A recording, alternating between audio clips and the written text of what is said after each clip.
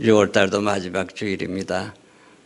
좀 더 주안에서 의미 있고 가치 있는 시간 보냈어야 되는데 그렇게 못 보내서 항상 후회가 막심합니다. 오늘 본문은 성격이 조금 다르지만 세 단원으로 단락으로 말씀드리고자 합니다. 첫째는 사도들의 기도의 특징요. 그리고 두 번째는 가룟 유다의 문제를 어떻게 해결했는가. 그리고 세 번째는 가룟 유다가 빠졌으니까요. 12사도는 12보좌와 12지파를 상징하는 거거든요. 그런데 가룟 유다가 빠졌으니까 깨어진 공동체를, 사도 공동체를 어떻게 복원했는가, 회복했는가 하는 점 세 가지를 말씀드리고자 합니다. 누가복음 24장 49절 말씀 보면 예수님은 승천하시기 직전에 제자들에게 내가 내 아버지께서 약속하신 것을 너희에게 보내리니 너희는 위로부터 능력으로 입혀질 때까지 이 성에 머물러라. 오늘 또 본문에는 사도행전 1장 4절 말씀에 예루살렘을 떠나지 말고 내게서 들은 바 아버지께서 약속하신 것을 기다리라 말씀하셨어요.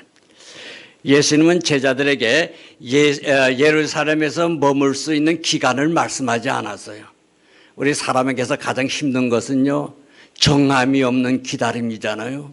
언제까지 기다려라. 그러면 아버지께서 약속하신 성령을 보내주겠다 하면 그때까지 기다리면 되죠. 그런데 정함이 없어요.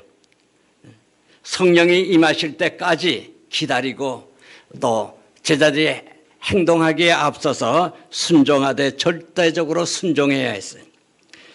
제자들은 예수님의 명령에 순종해서 감난원이라는 산에서 내려와서 안식일에 성전에서 예배드리기 딱 알맞은 거리인 예루살렘의 마가의 다락방에 모였어요. 예배드리기 알맞은 당시에 거리는 예루살렘 성전 들 밖을 한 바퀴 도는 거리 약 2000규빗, 지금으로 말하면 900m 정도예요. 그러니까 그들은 안식일을 아주 철저히 지켰어요. 그러니까 성전 가까이 자꾸 예배드리기 알맞게 갈 수 있는 거리에 자꾸 모였어요. 마가의 다락방에서 그들은 하나님이 약속하신 성령을 기다렸습니다. 그 수가 무려 120명이 되었습니다. 그들은 하루 이틀이 아니라 무려 열흘간 거기 머물면서 약속을 기다렸습니다. 그들은 열흘간 모여서 토론하거나 이제부터 우리 잘해보자 그런 단합돼야 한 거 아니에요. 또 복음을 어떻게 하면 효율적으로 증거할 수 있을까 하는 세미나 이런 것도 아니에요. 오로지 그들은 열흘간 마가의 다락방에서 약속하신 성령을 기다리면서 합심하여 기도했습니다. 그리고 그들은 가룟 유다의 문제를 해결하고 또 가룟 유다 때문에 깨어진 사도 공동체를 다시 복원하였습니다. 오늘 우리는 본문에서 합심하여 기도하는 사도들의 기도의 특징을 우리가 볼 수 있어요. 네 가지 볼 수 있습니다. 첫째는 합심 기도요. 그들의 기도의 특징은요. 오늘 본문 1장 14절 이하의 말 더불어 마음을 같이하여 오로지 기도에 힘쓰더라. 더불어 그들은 마가의 다락방에 모여서 하나님이 약속하신 성령을 기다렸습니다. 그들은 막연하게 기다리지 않고 120명이 합심하여 기도했습니다. 120명이 모여서 합심해서 기도하는 거 쉬운 일이 아니죠. 두 사람만 모여도 각기 기도의 방향과 뜻과 모든 가는 길이 다르기 때문에 두 사람이 모여서도 한 마음으로 기도하기 좀 힘들어요. 사람이 셋만 모여도 배가 산으로 간다는 말이 있잖아요. 그러나 그들은 한 가지 기도의 제목을 놓고 합심하여 기도했습니다. 우리 기독교의 특징은 기도이고 기도 중에서 서로 마음을 같이해서 기도하는 것입니다. 합심해서 더군다나 물론 혼자서 기도하는 기도도 하나님께서 들으시죠. 그런데 합심하여 기도하는 것을 더욱 하나님께서 귀하게 여기시고 그 기도를 속히 응답해 주십니다. 예수님 말씀하셨습니다. 마태복음 18장 19절 이하의 말씀입니다. 진실로 다시 너희에게 이르노니 너희 중에 두 사람이 땅에서 합심하여 무엇이든지 구하면 하늘에 계신 내 아버지께서 그들을 위하여 이루게 하시리라. 두세 사람이 내 이름으로 모은 곳에는 나도 그들 중에 있느니라. 할렐루야. 우리 교회 찬양의 회복과 합심기도의 회복이 있어 얼마나 저는 감사한지 몰라요.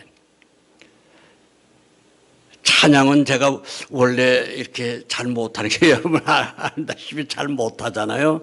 그러니까 찬양은 제가 리더를 못한다 치더라도 합심기도는 계속 좀 이끌어 왔었으면 우리 임마누엘 공동체의 역사가 바뀌었을 것이다. 저는 그렇게 생각해요. 사모가 세상 먼저 가는 바람에 7년 전에 저녁 9시 되면 매일요 360일 기도했거든요. 합심해서.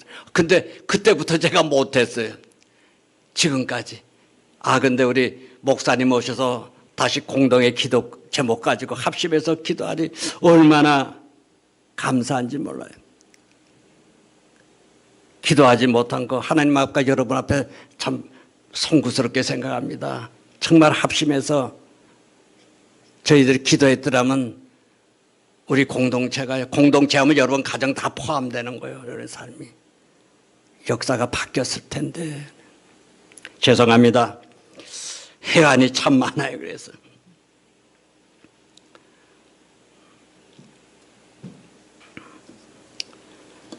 미국의 캐서린 쿨만이라고 목사님이 합심기도의 중요성을 이렇게 말씀했어요. 한 사람이 기도하는 것이 다르고 두 사람이 기도하는 것이 다르다. 이것은 마치 장작불을 피우는 것과 같다. 장작불을 피울 때 나뭇가지를 하나 피울 때와 둘 피울 때가 다르지 않은가? 장작을 많이 갖다 놓고 불을 피우면 활활 타오르는 것처럼 여러 사람이 합심하여 기도하는 곳에 더 큰 능력이 있다.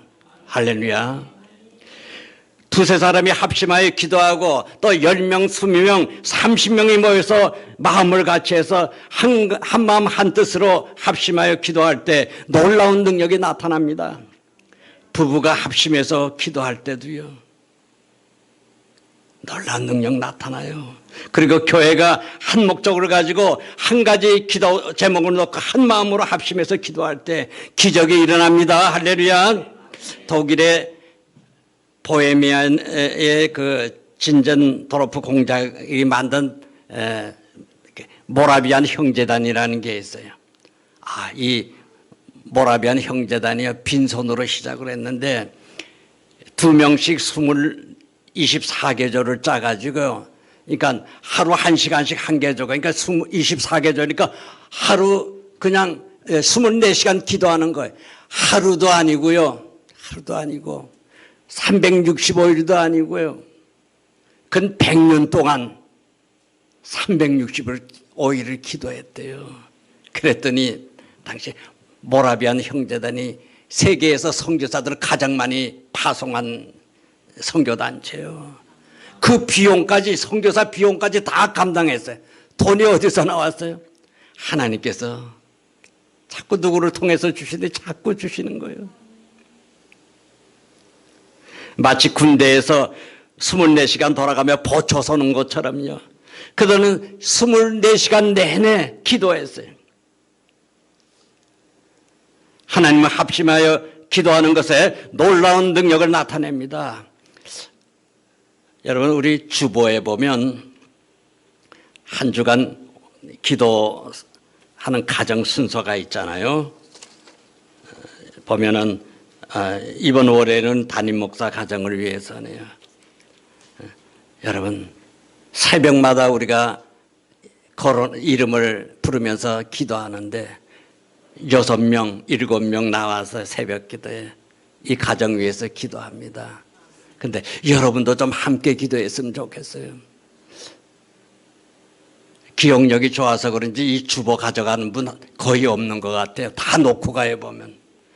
여러분 그냥 순서 외우는 것 같아요. 자기 가정 위해서 기도하는 날도 어쩌면 모르지 않나. 최소한도 그건 알아야지. 오늘은 내 가정을 위해서 기도하는 날이구나 교회가.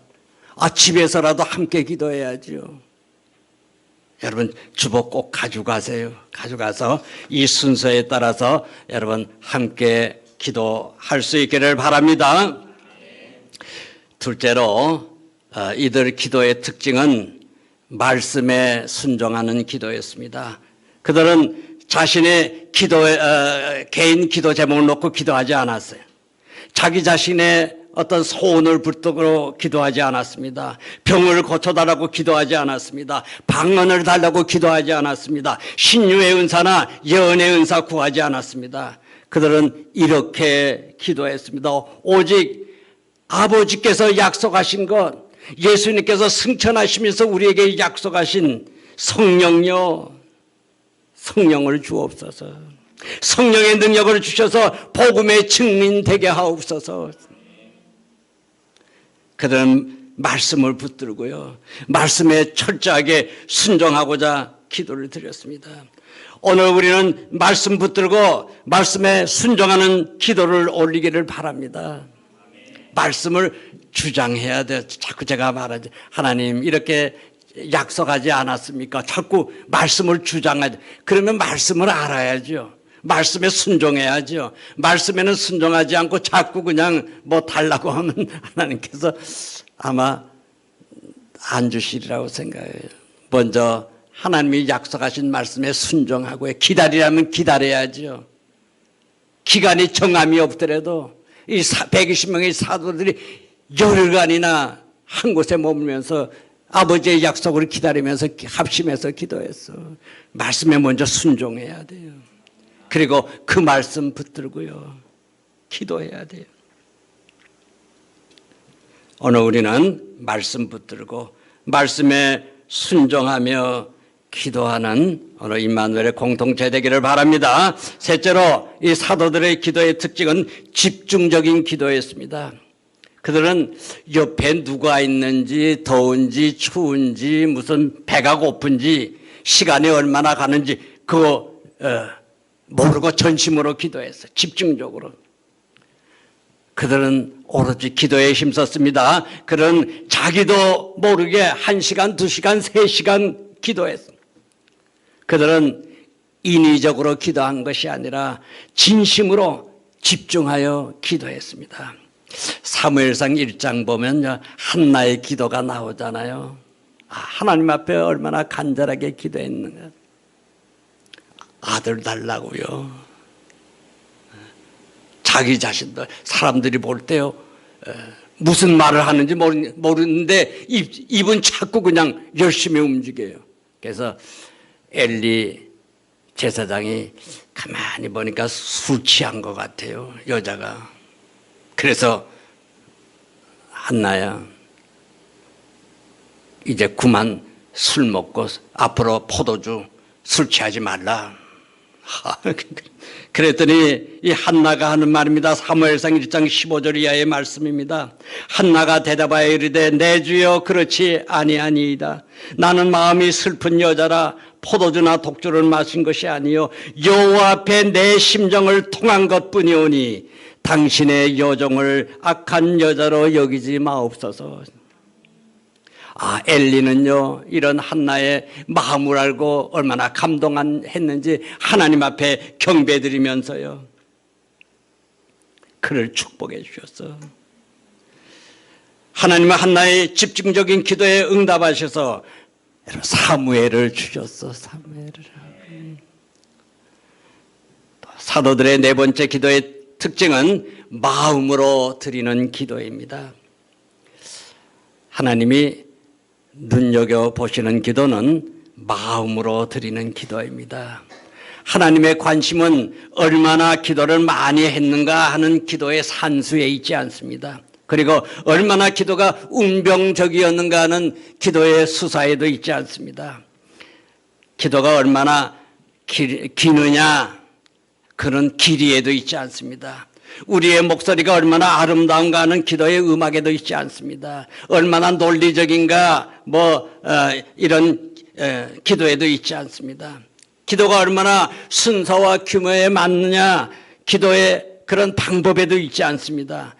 기도가 교리에 맞느냐 맞지 않느냐는 기도의 신학에도 있지 않습니다.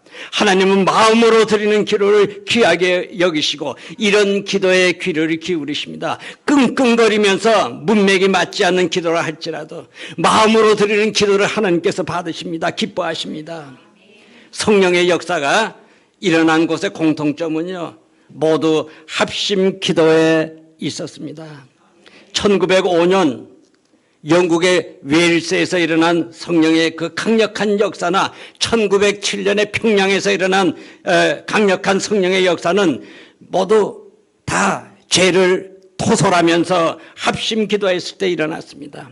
그리고 1974년 여의도 광장에서요 일어난 강력한 성령의 역사도 100만 성도가 여름에 뜨거운 그 대학볕에서 그 아스팔트의 그 뜨거운 복사이를 그것도 아랑하지 않고요.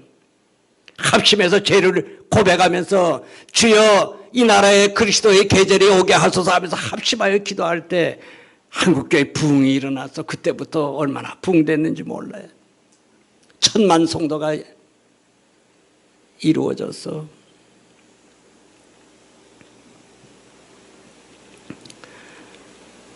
성령의 놀라운 역사는요, 마음을 같이 해서 집중적으로 말씀 붙잡고 기도할 때 일어납니다.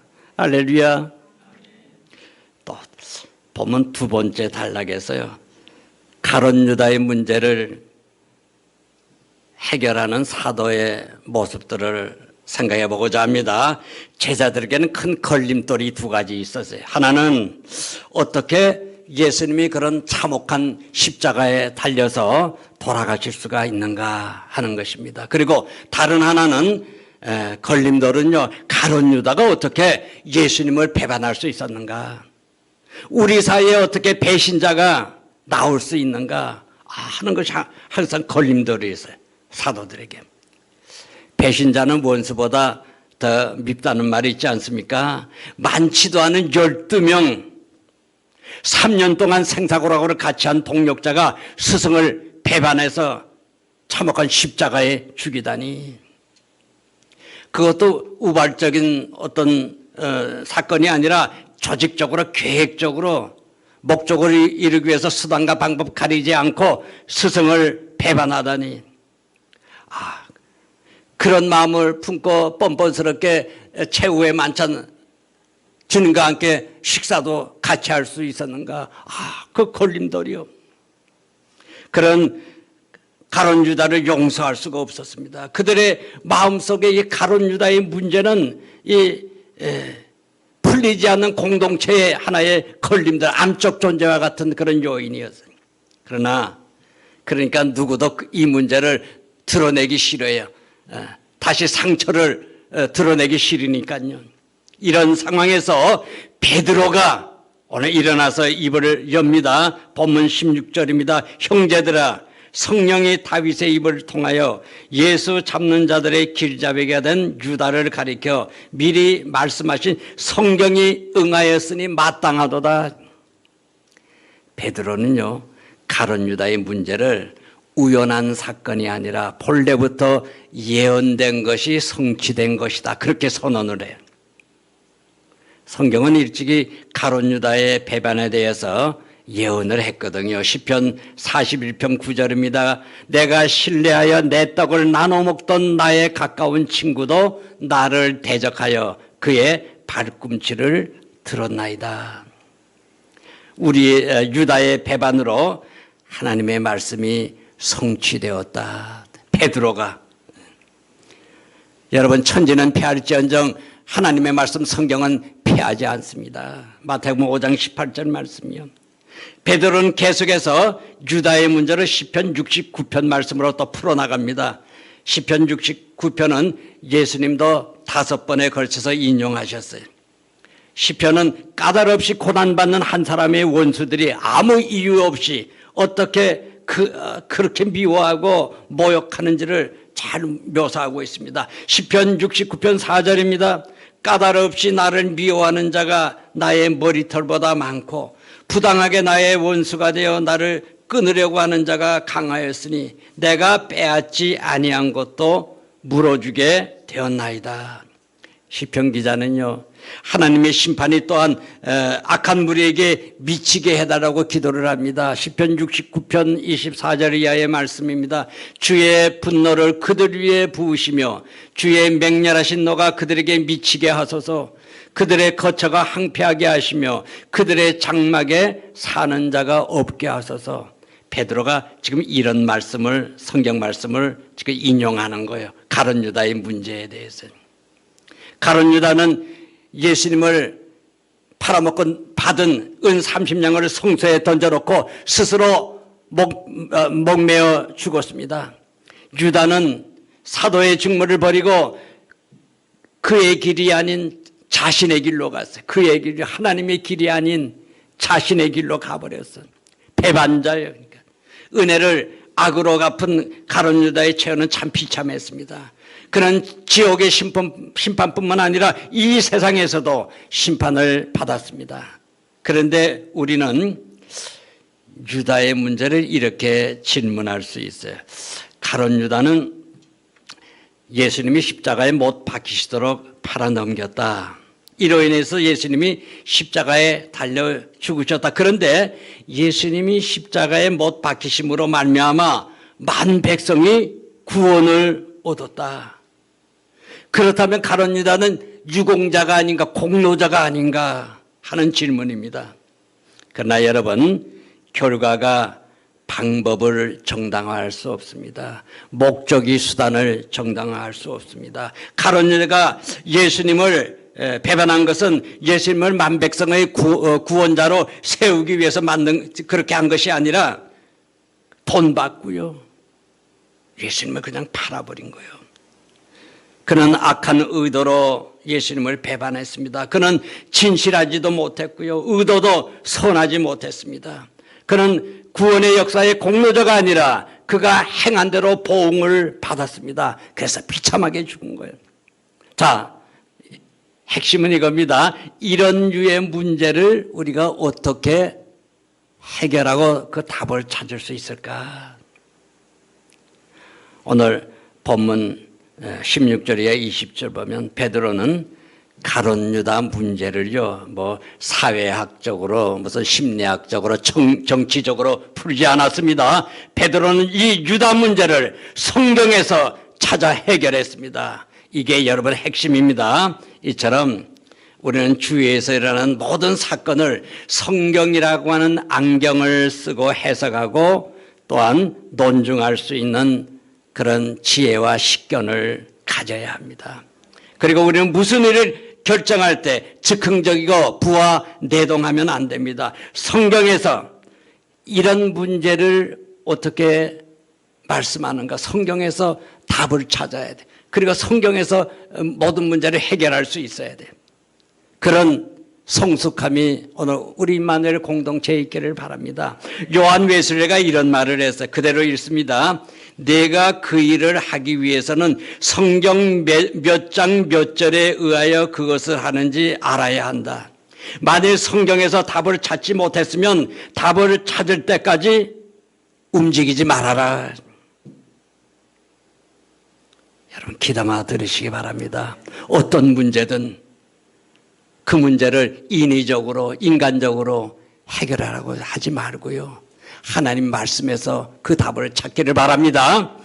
또 마지막 이제 세 번째 단락에서 베드로는요, 가룟 유다가 빠졌잖아요. 12사도인데 아까도 말씀드렸는데 12보좌와 12지파를 상징하는데 한 지파가 빠지면 어떻게 돼요? 공동체가 깨지는 거죠. 그래서 이 깨진 공동체를 어떻게 복원을, 회복을 하는가. 6월달은 회복이라는 말씀으로 이렇게 증거되잖아요, 말씀이. 그거 우리가 알아야 됩니다. 자, 사도의 자격 요건은 두 가지입니다. 하나는 부활하신 예수님과의 만남이 있어야 사도의 자격이 있어요.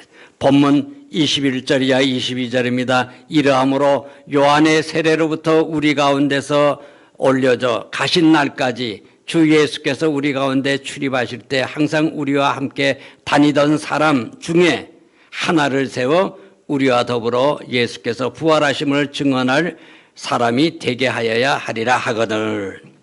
사도의 자격 요건은요, 예수님이 요한으로부터 세례를 받으신 이후 3년 반 동안 동행하면서 예수님이 행하신 일을 눈으로 보고 귀로 듣고 손으로 만지고 경험하는 등 예수님과의 인격적인 만남이 있어야 한다 하는 것입니다. 무엇보다도 십자가에 죽으시고 부활하신 예수님을 목격하고 부활하신 예수님과 함께 식사하고 부활하신 예수님의 말씀을 듣는 등 예수님의 부활을 경험한 사람만이 사도가 될 자격이 있습니다. 예수님이 부활하신 후에 사람들 앞에 11번 나타났어요. 사도의 할 일은 예수 그리스도의 부활에 증인되는 거예요. 두 번째 사도의 조건은 예수님의 지명이 있어야 됩니다. 예수님과 동행하고 부활을 목격한 것만으로는 안 돼요. 예수님이 지명하여 뽑으셔야 합니다. 성경을 보면 예수님이 12사도를 직접 세우셨어요. 사도는 시험을 봐서 세우는 거 아니에요. 어느 기간 흐르면 자동적으로 또 되는 것도 아니에요. 사도는 주님이 지명하여 세워야 합니다. 제자들은요, 유스도와 마띠아 2명을 놓고 하나님이 뽑아주시기를 기도했어요. 먼저 기도했어요, 여기서든. 근데 성경에 제비를 뽑았다. 무슨 제비까지 어떤 사람 그렇게 생각할지 몰라요. 그런데 하나님의 주권에 맡긴 거예요. 하나님이 뽑아주시도록. 여러분, 어떤 문제가 있을 때 하나님의 주권에 맡겨야 돼요. 하나님이 세워주옵소서. 하나님이 뽑아주옵소서. 마띠아가 뽑혔잖아요. 그래서 새롭게 12사도 공동체가 회복되었습니다. 할렐루야. 자, 이제 말씀 결론 좀 짓겠습니다. 120명의 제자들은 다락방에 모여서 열흘간 합심 기도를 했습니다. 그리고 사도들은요, 가룟 유다 문제를 성경 말씀으로 해결했습니다. 뿐만 아니라 그들은 깨어진 사도 공동체를 주님의 주권에 맡겨서 새롭게 회복했습니다. 이렇게 했을 때 사도행전 2장에서 오순절에 성령이 강림하셨습니다. 우리 사랑하는 성도 여러분, 우리가 한마음 한뜻으로 집중하여 기도할 때 하나님의 놀라운 능력이 나타납니다. 하나님의 역사는 합심하여 기도드리는 역사입니다. 그리할 때 우리 공동체 문제도 여러분 말씀으로 해결되고 또 깨어진 공동체도 온전한 회복이 이루어짐을 여러분 믿으시기 바랍니다. 아버지 하나님, 저희들을 하여금 합심하여 기도하게 하시오니 감사하나이다. 우리 임마누엘 공동체와 이 가정과 자녀들과 일터 위에 합심 기도의 능력이 나타나는 역사를 저희로 체험케 하옵소서. 또한 어떤 문제이든 우리도 성경 말씀에서 그 해답을 찾으며 모든 또한 깨어진 관계의 온전한 회복도 인간적인 방법이 아니라 주님의 주권에 맡기는 주님의 참 제자들이 되게 하옵소서. 감사하오며 예수님 이름으로 기도하옵나이다. 아멘. 예, 우리 주신 말씀 마음에 새기며 함께 기도하며 나아가길 원합니다. 그런 것 같아요. 정말 정함이 없는 기다림, 얼마나 힘든지 모르겠습니다. 혹시 오랜 기간 기도하며 기다리는 마음의 소원들이 있습니까? 내 삶의 문제들로 인해 오랜 기간 아파하며 기도하는 그 기도의 제목들이 있습니까? 우리 이 시간 그것들보다 먼저 성령을 사모할 수 있기를 원합니다. 성령이 함께 하시면 능치 못함이 없습니다. 성령을 사모하며 함께 기도하기를 원하며 또한 혼자가 아님을 기억할 수 있기를 원합니다. 우리 가운데 임마누엘 공동체가 있습니다. 또 여러분 함께 삶을 나누며 기도의 제목을 나누며 서로가 서로를 붙들어주는 소그룹이 있습니다. 주님 앞에 우리 공동체를 올려드리며 또한 함께 합심하여 기도할 수 있음에 또 감사드리며 그렇게 한 목소리로 기도하기를 원합니다. 성령을 사모하며 또한 공동체를 올려드리며 함께 기도하시겠습니다. 은혜가 풍성하신 하나님, 참으로 오랜 기간 기다리며 나아가는 우리의 기도의 제목들이 있습니다. 주님 아시지 않습니까? 보시지 않습니까? 나의 어려움, 삶의 문제들, 오랜 기간 고통 가운데, 염려 가운데, 두려움 가운데 있는 나의 삶을 주님께서 아시지 않습니까? 그러나 주님, 이 시간 다른 것이 아닌 성령을 사모하며 나아갑니다. 성령 하나님, 우리 가운데 임재하여 주시옵소서. 성령께서 붙들어 주시고 인도하실 때에 능치 못함이 없음을 믿음으로 고백합니다. 주님, 성령을 사모하며 나아가는 우리의 삶 가운데에, 우리의 공동체 가운데 주의 능력으로 임재하여 주시옵소서. 다스려 주시고 역사하여 주시고 주님께서 그 모든 삶의 자리자리마다 회복시켜 주시옵소서. 우리를 홀로 외로이 두지 아니하시는 주님 감사합니다. 우리에게 귀한 임마누엘 공동체를 허락하여 주시고 또한 소그룹을 허락하여 주신 주님, 아버지 공동체를 통하여서 합심함으로 기도함으로 나아가는 모든 기도의 제목들 가운데 신실함으로 응답하여 주시옵소서. 합심 기도의 그 능력이, 그 은혜가 우리의 삶을 통해 풍성히 증거되고 경험될 수 있도록 주님 은혜 베풀어 주시옵소서. 그렇게 우리의 삶의 자리에 우리가 홀로가 아님을 기억하며 공동체를 통해 위로와 격려 또한 아버지 그 사랑을 경험하며 누리게 하여 주시옵소서. 우리 한 번 더 기도하기를 원합니다. 삶의 문제들 말씀으로 해결하길 원합니다. 주님, 우리에게 말씀하여 주시옵소서. 주의 말씀에 귀 기울이는 우리가 되게 하여 주시옵고 또한 분별할 수 있는 은혜를 달라고 세상의 것과 하나님의 것을 분별할 수 있도록 하나님 말씀으로 나아갈 수 있는 우리가 되게 하여 주시옵소서. 또한 삶의 회복, 예수님을 만날 때 가능합니다. 삶의 회복, 예수님을 경험할 때에 온전히 이루어집니다. 우리가 그 말씀을 사모하며 예수님과 동행하는 삶을 살 수 있기를 한 번 더 결단하며 기도함으로 나아가겠습니다. 주님, 말씀으로 해결되기를 원합니다. 나의 삶의 모든 자리자리 걸음걸음 나의 힘과 능으로 나아가는 것이 아니라 말씀의 인도함 받기를 원합니다. 말씀 묵상할 때마다 성령 하나님 임재하여 주셔서 그 말씀 깨달아 알게 하여 주시옵고 분별할 수 있는 은혜 누리게 하여 주시옵소서. 말씀의 인도함 받는 나의 삶, 우리의 가정, 우리의 자녀들 되게 하여 주시옵소서. 또한 주님, 주님과의 만남이 회복의 시작임을 기억합니다. 우리의 매일의 삶, 그 주님을 만나며 그 주님과 동행하는 삶 되게 하여 주시옵고 또한 우리의 자녀들 또한 그 주님과 함께하는 인생이 될 수 있도록 주님 역사하여 주시옵소서. 그렇게 한마음으로 기도하며 나아가는 우리의 모든 기도의 제목들 가운데 주님께서 신실함으로 역사하실 줄 믿사오니 주님 함께하여 주시옵소서. 우리 임마누엘 성도들의 삶 가운데 역사하여 주시옵소서. 우리 함께 찬양합니다. 우리 함께 기도해